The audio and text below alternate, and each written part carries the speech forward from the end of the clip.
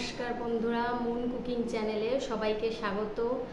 আজকে আমি বাংলাদেশের একটা বিখ্যাত রান্না নাড়াচাড়া রেঁধে রাখা দেখাবো মাছের মাথা দিয়ে।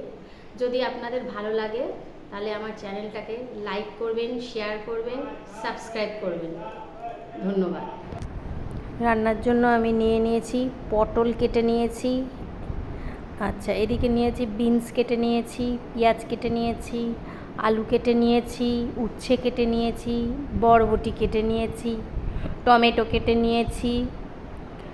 নিয়েছি কাঁচা লঙ্কা কেটে, আর এদিকে নিয়েছি দুটো মাছের মাথা, কাতলা মাছের, আর নিয়েছি হিংচে শাক, যেটাকে আপনারা বলেন হেলাঞ্চা শাক।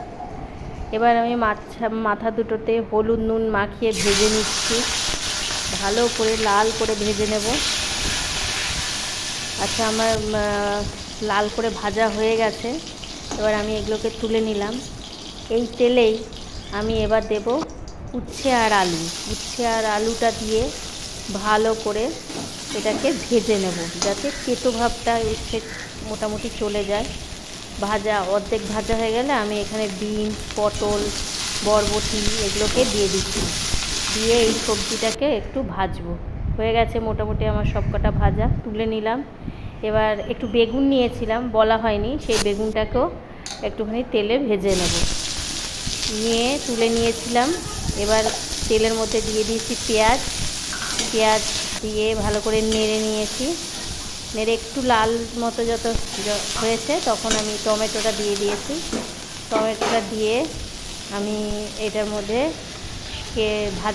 ভাজা যে সবজিগুলো আছে সেই সবজি, বেগুন, আলু, বিনস, পটল, উচ্ছে সমস্ত যেগুলো দিয়েছিলাম দিয়ে নুন দিয়ে, আর দিলাম এটার মধ্যে 1 চামচ হলুদ দিয়ে দিয়েছি, আর দিয়ে দিয়েছি 1 চামচ লঙ্কার গুঁড়ো দিয়ে, আর চেরা কাঁচা লঙ্কা দিয়ে একে খুব ভালো করে কষে নিতে হবে।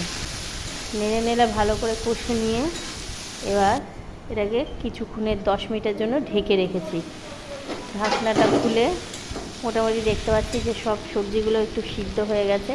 এবার আমি দিয়ে দিচ্ছি ধুয়ে রাখা হিংচে শাক দিয়ে নেড়ে আবার ঢেকে দিলাম। এবার এটা আমি আবার 10 মিনিটের জন্য রেখেছিলাম। এবার মোটামুটি সবজিগুলো ভালোই সেদ্ধ হয়ে গেছে। এই অবস্থায় আমি এটার মধ্যে দিয়ে রাখছি ভেজে রাখা মাছের মাথা দিয়ে আবার নেড়ে ছেড়ে আমি এটা আবার 10 মিনিটের জন্য রাখবো। একটুও জল দেওয়া যাবে না, জল ছাড়া পুরো রান্নাটা করতে হবে।